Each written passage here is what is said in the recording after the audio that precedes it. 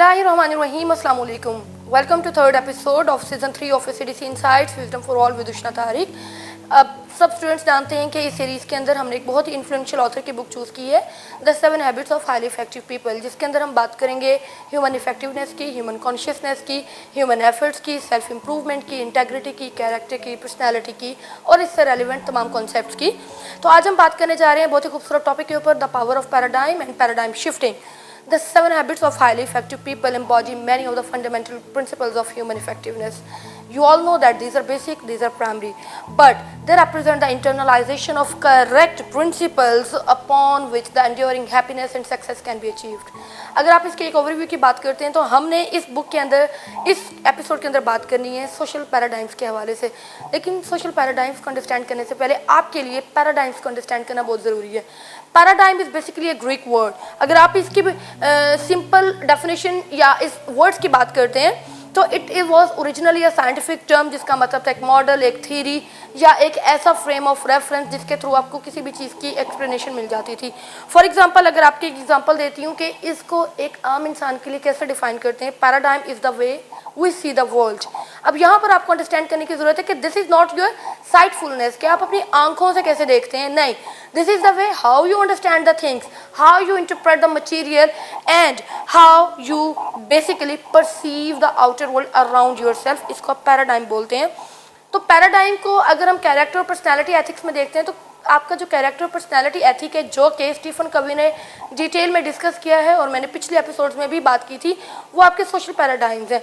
हम सबकी ज़िंदगी में कुछ ना कुछ पैराडाइम्स होते हैं, कुछ ना कुछ परसेप्शंस होती हैं, कुछ ना कुछ अंडरस्टैंडिंग्स होती हैं, कुछ ना कुछ इंटरप्रेटेड वर्ल्ड होती है. इसको हम बोलते हैं मैप्स. अगर आप मैप की तरह इसको अंडरस्टैंड करेंगे तो आपके लिए अंडरस्टैंडिंग आसान हो जाएगी. For example, if you are taking the paradigm as a map, for example अगर मैं आपको एक मैप देती हूँ कि आपने शिकागो के अंदर आपने स्ट्रीट्स के अंदर घूमना है, तो आपको अगर मैं मैप देती हूँ कि सेंट्रल शिकागो का, लेकिन ड्यू टू मिस प्रिंटिंग या due to any human error मैं आपको डेट्रॉइट का मैप दे देती हूँ गलती से, तो उससे पता क्या होगा कि मैप अगर आपके पास गलत आ गया, आपने जितने भी इफेक्टिवनेस उसमें यूज़ की है, जितना भी एटीट्यूड यूज़ किया है, जितनी भी पॉजिटिविटी उसके अंदर इनकॉर्पोरेट की है, जितना भी आप उसको एक राइट डायरेक्शन पर लेकर चलें, आप कभी भी राइट डेस्टिनेशन पर पहुँच नहीं सकते. क्यों? क्योंकि आपका स्टार्ट गलत था, आपका मैप गलत था, आपकी बेस गलत थी, आपकी फाउंडेशन गलत थी, आपका कैरेक्टर गलत था. बात समझ आई? कैरेक्टर मतलब मैप और पर्सनैलिटी मतलब आप किन स्किल्स को यूज़ करते हुए, उस मैप को इस्तेमाल करते हुए आप शिकागो पहुंचते हैं. लेकिन अगर वही मैप मैं आपको ठीक प्रोवाइड कर देती हूँ, for example if you want to go Detroit and I am providing you with a map of Detroit city and you are using the map in a right direction with all your skills and techniques and using your behavior to incorporate and to encounter all the frustration coming in between of you, तो आप बिल्कुल ठीक जगह पर पहुंचते हैं क्योंकि आपने मैप भी ठीक लिया था, आपने इसके अंदर एटीट्यूड को भी ठीक तरीके से इनकॉर्पोरेट किया था, आपने फ्रस्ट्रेशंस को कैसे अपनी पॉजिटिविटी के साथ डील करना है, आपने इन्वायरमेंट को कैसे परसीव करना है, लोगों के साथ कम्युनिकेट कैसे करना है. अगर आप ये जानते थे तो आप बिल्कुल ठीक पहुंच जाएंगे. इसी तरह हम ह्यूमंस के मेंटल मैप्स होते हैं. अब मेंटल मैप्स दो तरह के होते हैं. थिंग्स जो कि होती हैं, the things the way they are, realities, the things the way they should be, values. For example, ये एक बॉल पॉइंट है, जस्ट सपोज इसको कैसी है ये, ठीक है, ये रियलिटी है, इसको मैं कैसे देख रही हूँ, ये आपकी वैल्यूज़ हैं.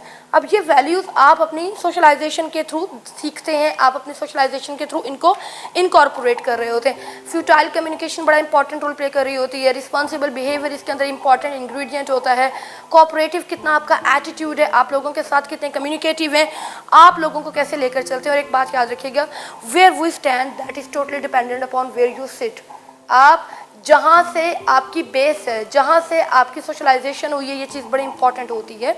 इसी टॉपिक के अंदर, इसी एपिसोड के अंदर, चूंकि हमने पैराडाइम शिफ्टिंग के ऊपर भी बात करनी है, तो बेसिकली पैराडाइम शिफ्टिंग की हम बात करने जा रहे हैं. पैराडाइम शिफ्टिंग एक ऐसी टर्म है जिसको थॉमस कुन ने इंट्रोड्यूस करवाया था अपनी एक बहुत ही ज़बरदस्त लैंडमार्क किस्म की बुक में, जिसका नाम था the structure of scientific revolution. ये एक ऐसी बुक थी जिसके अंदर उसने बात की कि हर साइंटिफिक रेवोल्यूशन तब आता है जब आप पुराने paradigms, old ways of thinking के साथ एक ब्रेक थ्रू करते हैं, एक रिश्ता तोड़ते हैं, एक नाता तोड़ते हैं। फॉर एग्जांपल, पहले एक मिथ था कि अगर काली बिल्ली आपका रास्ता काटेगी तो आपका दिन गुजरेगा, लेकिन अगर उस मिथ को तोड़ दिया और हम एक नई दुनिया में मूव करें तो इसका मतलब है ये एक पैराडाइम शिफ्ट हो गया है।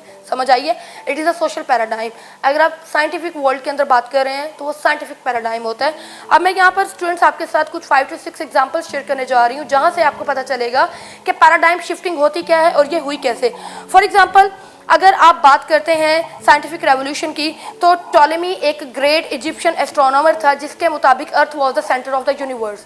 लेकिन फिर कॉपरनाइकस आया, कॉपरनाइकस ने कुछ इस किस्म की रेजिस्टेंस क्रिएट की, कुछ ऐसी प्रोसिक्यूशंस प्रोड्यूस की, कोई ऐसा डिफेंस प्रोड्यूस किया, तो पता चला कि that sun is the centre of universe, not the earth is the centre of universe. तो ये एक पैराडाइम शिफ्टिंग था जहाँ से आपको पता चला कि टॉलेमी के मुताबिक sun is the centre of universe, but paradigm shifted and Copernicus said that earth is the centre of universe. उसके बाद न्यूटोनियन मॉडल ऑफ फिजिक्स, जो कि कंसिडर किया जाता है फिजिक्स की या मॉडर्न इंजीनियरिंग की बेस है, ठीक है। ये क्लॉकवर्क मॉडल था जिसके ऊपर फिजिक्स बेस करती थी। आज भी ये इम्पार्शियल है, आज भी ये इनकम्प्लीट है। इसको कंप्लीट करने के लिए साइंटिफिक वर्ल्ड के अंदर एक रेवोल्यूशन आया जिसको आप आइंस्टाइनियन पैराडाइम बोलते हैं। आइंस्टाइन ने अपने रिलेटिविटी थ्योरी को प्रोड्यूस किया, प्रपोज किया और पता चला कि ये साइंटिफिक रेवोल्यूशन था। तीसरे नंबर पर मैं बात करूंगी जर्म थ्योरी की। जर्म थ्योरी की इनकॉर्पोरेशन से पहले जब भी चाइल्ड बर्थ होती थी तो चाइल्ड बर्थ के दौरान बहुत सारी माँओं और बच्चों की डेथ हो जाती थी, और जो डॉक्टर्स थे या जो मेडिकल स्पेशलिस्ट थे वो बहुत ज़्यादा कन्फ्यूज थे कि रीजंस क्या हैं, चाइल्ड बर्थ के दौरान क्यों मोर्टेलिटी और फर्टिलिटी, जो इन्फेंट मोर्टेलिटी रेट है वो बढ़ क्यों रहा है। तो एक ये एग्जांपल थी। या उसके बाद जब भी अमेरिका के अंदर स्किरमाइशिस होते थे, बड़ी बड़ी वॉर्स होती थी, मिलिट्री वॉर्स होती थी, तो वो फौजी जिनको छोटे छोटे वुंड्स होते थे ना, उनकी डेथ जल्दी हो जाती थी उन फौजियों के मुकाबले में जो फ्रंट लाइन पर बड़े बड़े ट्रॉमा से गुजर रहे होते थे।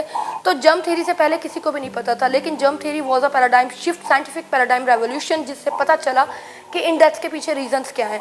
उसके बाद आप अगर बात करते हैं अमेरिका की, अमेरिका के अंदर पहले मोनार्की था, यानी कि सिंगल स्टेट थी, लेकिन पैराडाइम शिफ्टिंग हुई तो पता चला democracy of people, by people, for people, and there will be a kind of democratic government where you will be listening to the interest of people, to the values of people and giving importance to all the social lives of people. तो ये जो एक shifting थी America की politics के अंदर, monarchy से लेकर आपकी डेमोक्रेटिक वर्ल्ड तक, ये आपकी पैराडाइम शिफ्टिंग थी। अब आपको पहले यहाँ अंडरस्टैंड करने की ज़रूरत है कि तमाम पैराडाइम शिफ्टिंग्स पॉजिटिव नहीं होती हैं, नेगेटिव भी होती हैं, और तमाम इंस्टेंटेनियस नहीं होती हैं, कुछ ग्रेजुअल भी होती हैं। फॉर एग्जांपल, पॉजिटिव और नेगेटिव की बात करती हूँ। यहाँ हमने जितनी भी बात की ये थी पॉजिटिव पैराडाइम शिफ्टिंग। अब मैं आपको एग्जांपल देती हूँ negative paradigm shifting. For example, हम में से बहुत सारे लोग हैं क्विक फिक्सेस की तरफ जाते हैं कि जल्दी से मुझे पता चले, अगर एक बंदा कामयाब हुआ है, पैसे वाला हो गया, जल्दी से बताओ यार तुमने क्या किया था, मैंने भी करना है, मैं भी अमीर हो जाऊँ। ये होता है क्विक फिक्स। हम अपने कैरेक्टर, अपनी बेस को भूलकर अपनी पर्सनैलिटी को इम्प्रूव करने की जब कोशिश करते हैं, वो क्विक फिक्स होता है, वो नेगेटिव होता है, वो डिसेप्टिव होता है, आप लोगों को धोखा दे रहे होते हैं। और अगर आप बात करते हैं इंस्टेंटेनियस या मिनी पैराडाइम शिफ्ट की, तो इसकी एग्जांपल स्टीफन कवी के अल्फाज में ही आपको दूंगी। स्टीफन कवी कहता है कि न्यूयॉर्क सबवे के अंदर एक दफ़ा मैं गया और मैंने जाकर बर्गर खाने का मेरा दिल किया। There were so many people sitting around me, उनमें से कुछ न्यूज़पेपर पढ़ रहे थे, कुछ आंखें बंद करके आराम कर रहे थे। और यहाँ पर कहता है बहुत पीसफुल एनवायरनमेंट है। एकदम एक फैमिली एंटर होती है, एक बाप और उसके साथ उसके 3 से 4 बच्चे। वो बच्चे, जब बाप एक साइड पर आंखें बंद करके बैठ जाता है और उसके जो 3 से 4 बच्चे होते हैं, they started shouting at the people, they started yelling over the people, throwing things around at the people. मतलब उन्होंने एक बिल्कुल जिसको बोलते हैं ना पीसफुल सिचुएशन को डिटोरिएट कर दिया। वहाँ पर कोई भी ऐसा पर्सन नहीं था जो कि डिस्टर्ब हो रहा हो उन लोगों से। तो कहता है कि मैंने हिम्मत जमा की और मैंने सोचा कि मैं उस आदमी के पास जाऊँ और उसको बोलूँ कि आप क्या अपने बच्चों को कंट्रोल नहीं कर सकते।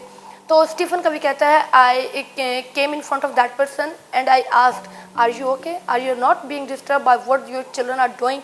ही lifted his gaze, looked at me silently and said, excuse me, what you said. मैं यहाँ पर था नहीं। तो वो कहते हैं मुझे बहुत हैरत हुई कि इतना शोर, इतना डिटोरिएटेड इन्वायरमेंट, इस बंदे को पता कैसे नहीं चल रहा। तो वो कहता है एक्चुअली हम अभी हॉस्पिटल से आए हैं जहाँ पर 1 घंटा पहले इन बच्चों की माँ की डेथ हो गई है, मेरी बीवी की। तो हमें पता नहीं है कि हमने रिएक्शन कैसे देना है। शायद मैं शॉक में हूँ, शायद मेरे बच्चे इस टाइम समझ नहीं पा रहे कि उनके साथ हुआ क्या है, इसीलिए वो आप लोगों के ऊपर येल आउट कर रहे हैं, चीज़ों को इधर उधर फेंक रहे हैं।